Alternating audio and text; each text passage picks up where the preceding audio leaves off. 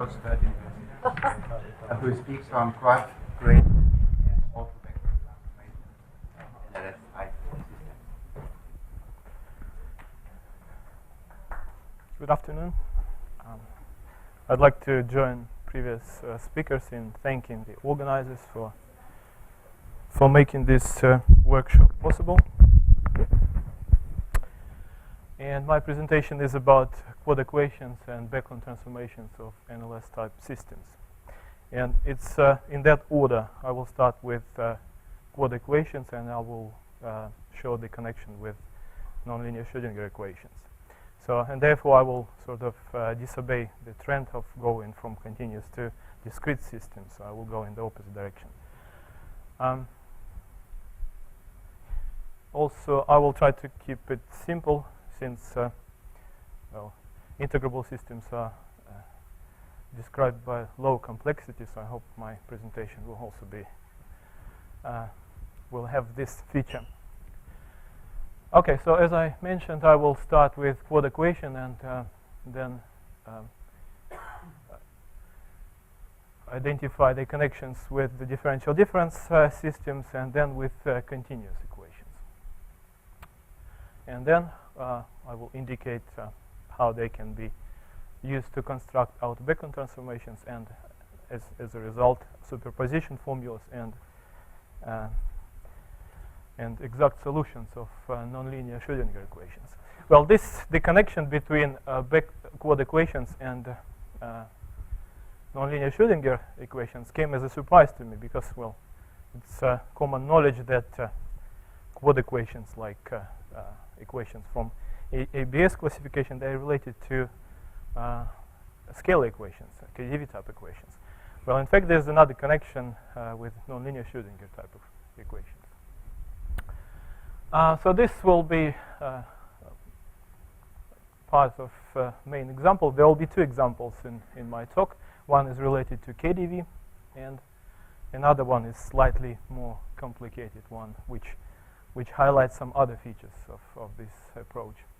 So this is what happened with many equations. We usually start with PDEs. We want to solve them, and one of the ways to solve them is to construct auto-Bäcklund transformation and then superposition formula.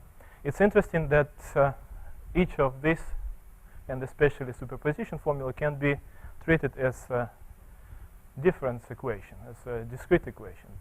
And it also has, it's integrable, and it has hierarchies of symmetries and Lex pairs. So superposition formula for PKdV, but for potential KdV equation, is also sometimes referred as H1 equation. So it's a discrete equation, which is defined on the square. So if we just use notation relabeling the vertices, it takes the following form. So it's interesting that this equation has a hierarchy of symmetries, which was highlighted not long ago. So we'll give just definition what symmetry is. So if we have quad equation, and H1 is an example of quad equations, a quad equation has a symmetry, and the symmetry is evolutionary equation of that form. And right-hand side of and this evolutionary equation should be such that the derivative with respect to t of f should be 0, modulo quad equation. And for quad equations, one can check that, and one can see that symmetries in fact kind of break up into two parts: the one which involves shifts with respect to first discrete variable, and second part only involves shifts with respect to second variable. So this is the example, H1 equation. So the same equation from previous slide, and it has a hierarchy of symmetries. The first two flows of which are given here. So that's the first one and the second one. So each of these equations has, well, we assume here that u also depends on continuous variables, x and y. And well, these two symmetries, they commute with each other, and they're also symmetries of the chord equation.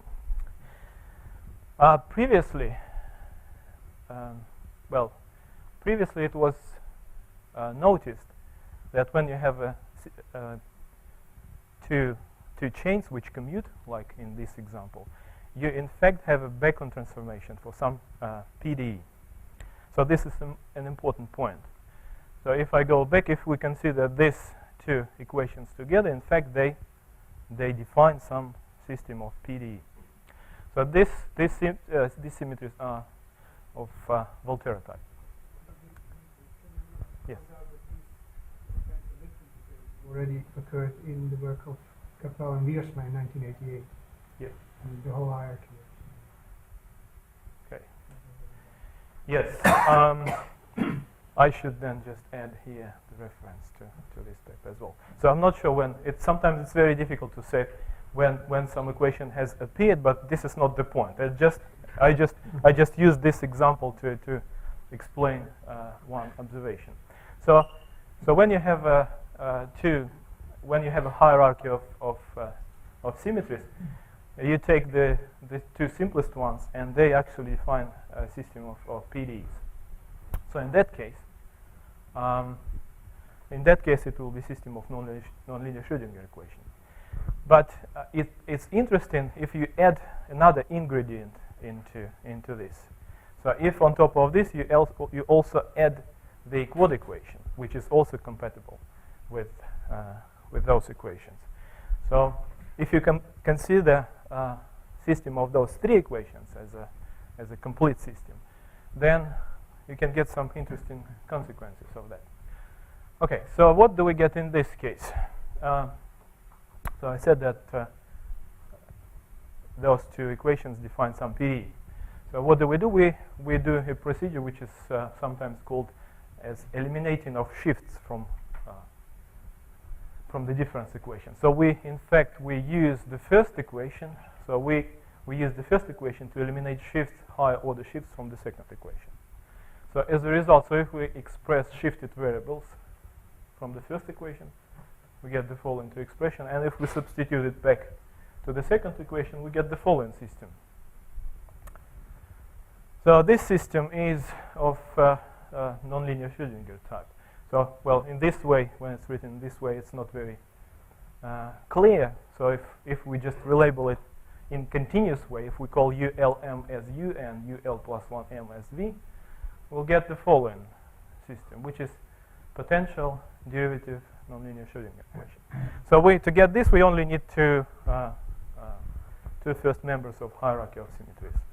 The question is now, what if we add chord equation into this picture? So we already relabeled ULM as U and UL plus 1M as V. And here we should notice that the symmetries of chord equation don't depend on the symmetries of H1, the ones which were indicated. They don't depend on shifts with respect to M variable. So if we shift M variable, they will still remain. If we shift M variable in the symmetry, it will still remain symmetry. So it's also symmetry after that. So if we now call UL M plus 1 P and UL plus 1 M plus 1 Q, and substitute it to the first evolutionary equation and also into the chord equation, we'll get the following. We'll get another system of nonlinear Schrödinger type, which will be related to this equation through the transformation, which is chord equation itself. So as a result, we get that these two systems of PDEs are related through the following transformation. So this transformation gives us one equation which relates those two nonlinear Schrödinger type of equations in the following way. But we only have one relation, which is not sufficient to effectively construct solutions of those systems. So we need to find a way to find more relations. So what do? procedure is very simple. What we do, we shift quad equation up and down, and again use the first equation to eliminate shifts from there. So as a result, we get the following. So we consider the H1 equation, upshifted and downshifted, and then use the following relations, which are consequence of the first symmetry, to eliminate shifts from these two equations. And as a result, so if we substitute all that into these two equations, we will get the following.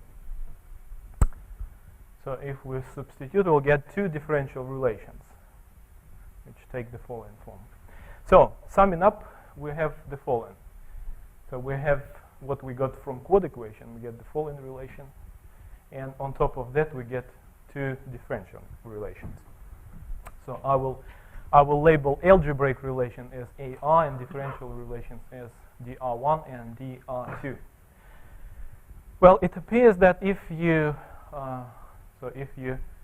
replace K from these two differential relations using the first equation, then you will get standard Bäcklund transformation for potential nonlinear Schrödinger equation. So this is quite interesting because it doesn't cost us anything to derive it. So we don't need Lex pair, we don't need anything. We just need quad equation, which is integrable, and hierarchy of its symmetries, and we get a nonlinear Schrödinger type equation and its Bäcklund transformation for free. Well,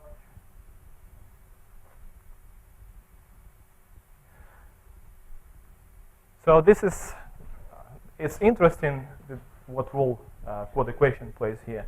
So I was impressed by the fact that very well known fact that quad equations which are consistent around the cube, they somehow by the whole this procedure appears to be integrable. So consistency around the cube is like the equation just manifests itself to be integrable if it satisfies this property. And it's interesting that here it also plays this role. There's no relation here. I'm just mentioning that quad equations play such role, so they can manifest integrability. So in this case, they somehow relation with quad equation allows us to just derive auto-Bäcklund transformation. Now, so we have the following three relations. So now we want to construct exact solutions. So from this point, it becomes purely continuous. Well, almost continuous. Could you imagine to derive this second and third relation from the cube by a continuous limit? You mean from H1?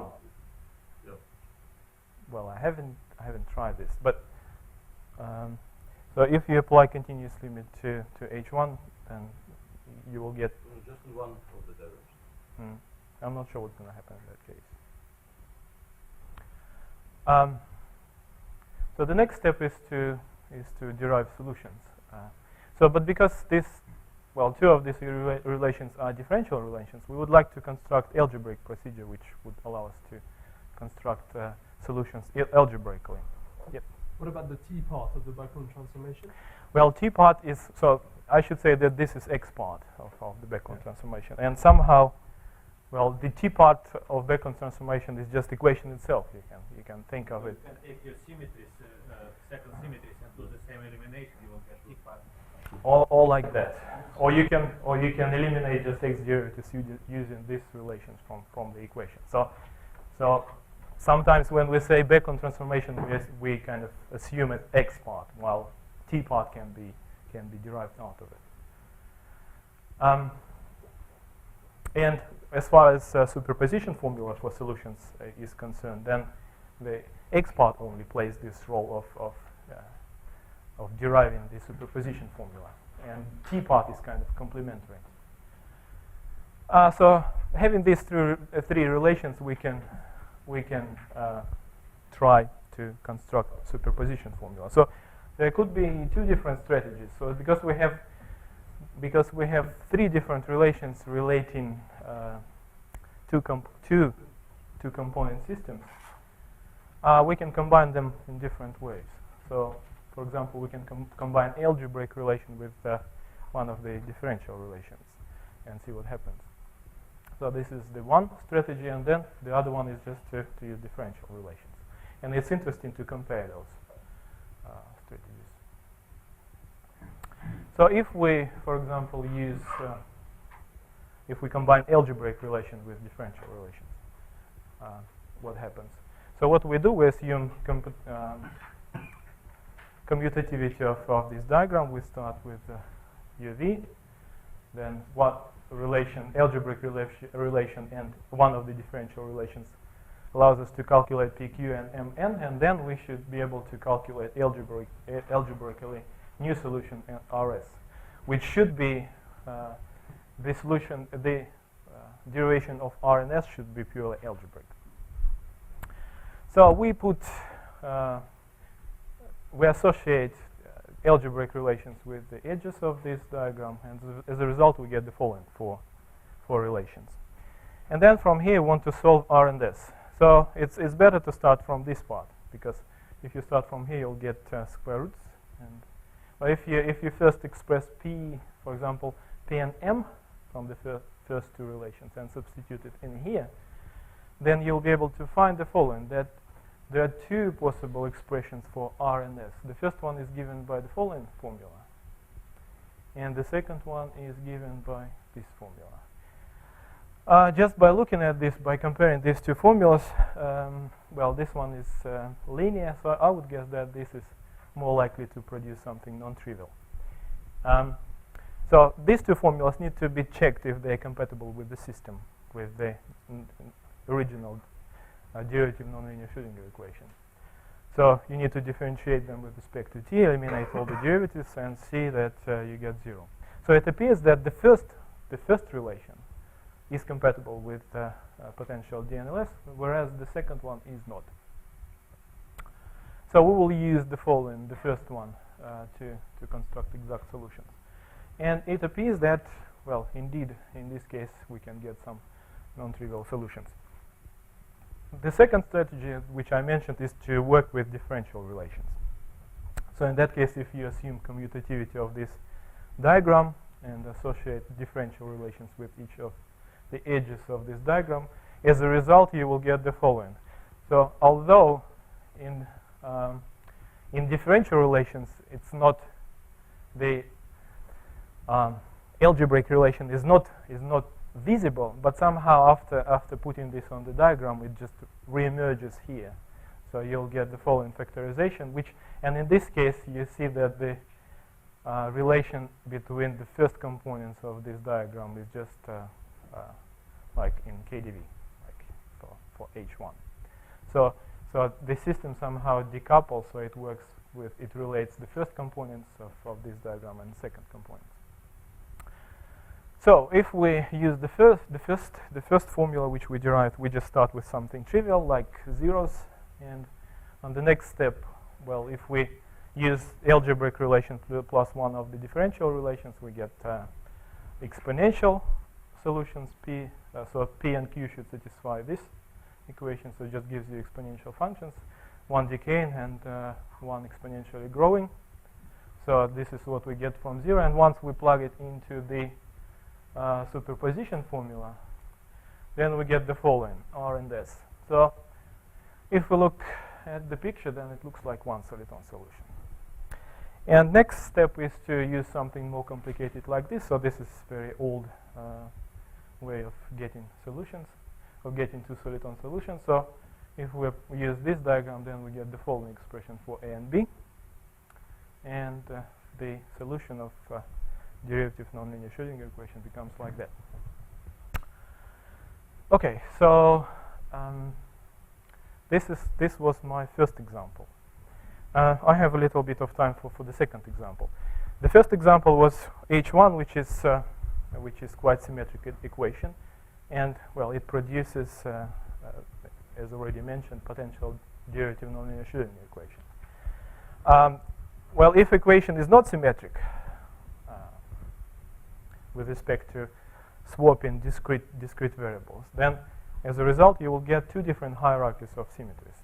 So as a result, in fact, for one quad equation, you can have two different hierarchies and also two different nonlinear Schrödinger equations. Well, I will probably skip this part. There could be a question about this. So I'll quickly go through this and maybe go back to this if time permits. So second example is the following equation, which is not part of the ABSs because it's not symmetric, and well, it was identified, was found in the paper by Levy and Yemilov in 2011. So it has two parameters, alpha and beta, and it's integrable. It has a hierarchy of high symmetries. The simplest ones are given here. The first one and the second one. The important point here is that, so this is the first hierarchy. Excuse me, there's a second hierarchy of this equation. But important point about this hierarchy and also about H1 is that we have a parameters in the quad equation which is absent in the symmetries. So this allows us to use one of the parameters sitting in the quad equation as the Bäcklund parameter. So if we don't have this, then we'll be able to get a relation between PDEs, but we won't be able to construct solutions. Well, change the variables, you can remove this parameter. Well, this is a different story. You mean, I know. So by change of variable, you can remove one parameter. Sometimes you can remove parameters, sometimes you can inject parameters. So I should be able to inject parameters such that it's here in the equation, but it's absent in the symmetry. So this results in the equation, in the nonlinear Schrödinger equation, which doesn't contain this parameter, but the transformation will contain this parameter. That's what I want. And in fact, here I have two parameters, so I will use vector of parameters as a Bäcklund parameter. So then the story pretty much repeats itself. So we use the first equation to eliminate shifts from the second equation, and as a result we get the following nonlinear Schrödinger type equation, which is identified in the list by Mikhailov, Shabat, and Sokolov. It's equation H on page 177. So this equation, if you apply exponential transformation, you'll get the following equation. So at this point, I already know that this equation will have initial quad equation as one of the transformations relating. So the next step is to find two additional relations. So if I use the first equation to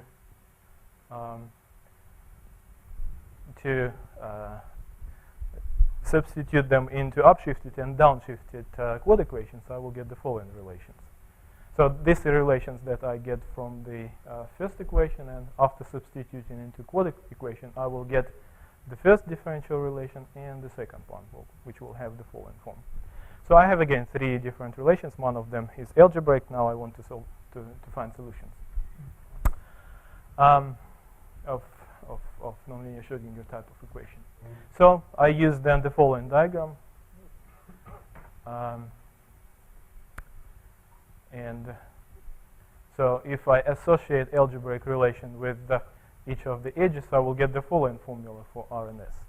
Again, at this point, I will need to check consistency of this formula with the nonlinear Schrödinger type of equation. So if I do that, then in fact I will get, on top of that, I will get one more algebraic equation. So for this formula to work, I should also satisfy the following algebraic relation. And then it's pretty much similar to a case of H1. So the second hierarchy has the following form. So it has the following symmetries. So this one is different, that it has alpha in it. So one of the constants is sitting in the equation. But I can still eliminate shifts, so I can get the nonlinear Schrödinger type system, which looks the following. So it's slightly more complicated than the previous example. So it contains the first one in it, and on top of that you will have some additional terms. So again, we repeat the same. Sorry, please stop. Yes. What is the difference between I guess the bottom two and the two above? Well, this is just this is the same this is the system that we get after the exponential transformation. Oh. So this is just to make it simpler and more recognizable. So then we use again the relation, algebraic relation, and get the following differential relations. So they look a little bit more complicated.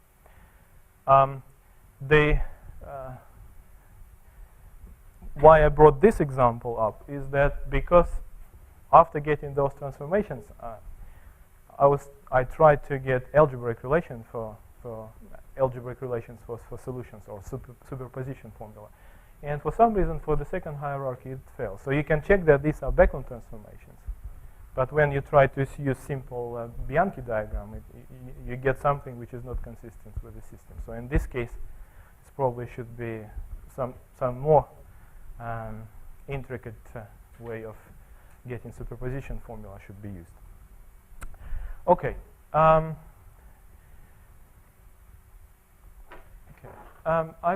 might go back to the because I started with quad equations, and there's a relation between quad equations and KdV type of equation. So it's interesting how it plays out here. So there were a few slides which I skipped. So if you let me, I will go back and just indicate the relationship between. In fact, there's a relationship between KdV hierarchy and then nonlinear Schrödinger type, nonlinear Schrödinger hierarchy, which might be surprising. So the way it works is that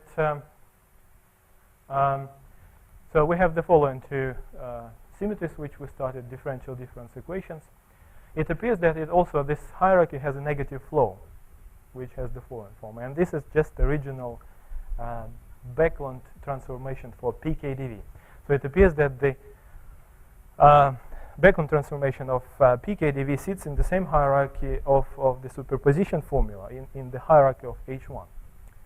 And this was actually identified by Adler and Shabbat in their paper in 2006. So they indicated the connection of the compatibility of this equation and the H1, basically.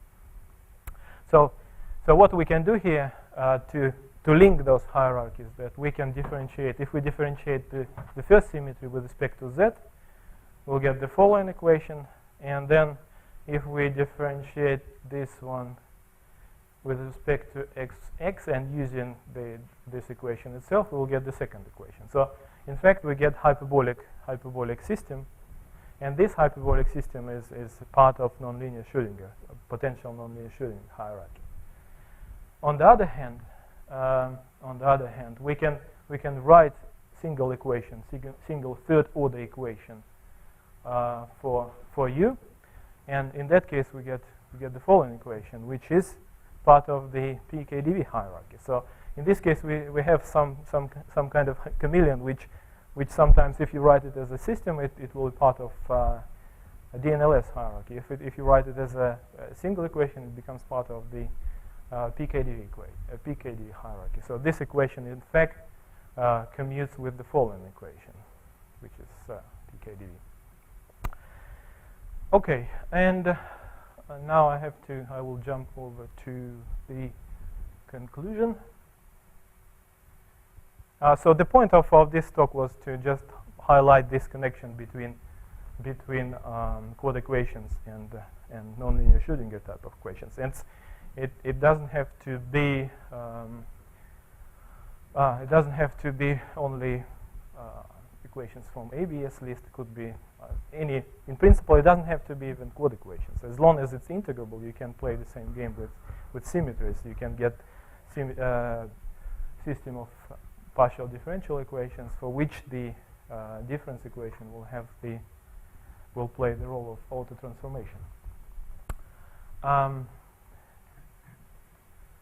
Okay, and also actually the whole thing started with considering reductions of quad equations. So my question, the original question I asked myself was what happens to symmetries if you apply, say, PQ reduction to quad equations? What happens with symmetries? And so if you consider arbitrary PQ reduction or arbitrary 1P reduction, it appears that all symmetries survive, and, well, quad equation in that case defines the algebraic relation, which is similar to that one.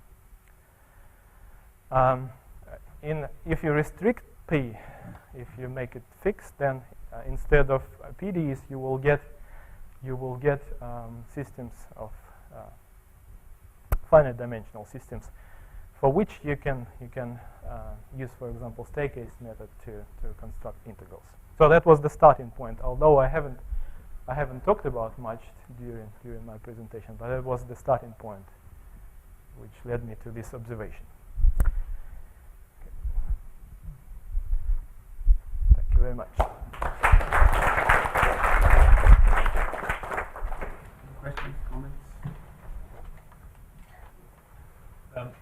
Well, in the classification of nonlinear Schrödinger type equations, there are kind of blocks and the graphs which relate one equation. They just link equations by some elementary transformation or by Muir transformation. So there is a very well developed structure. That is one point.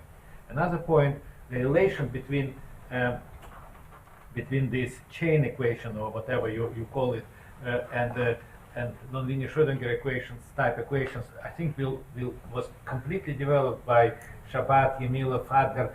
So they reproduce the list of integral equations and associate with these discrete equations.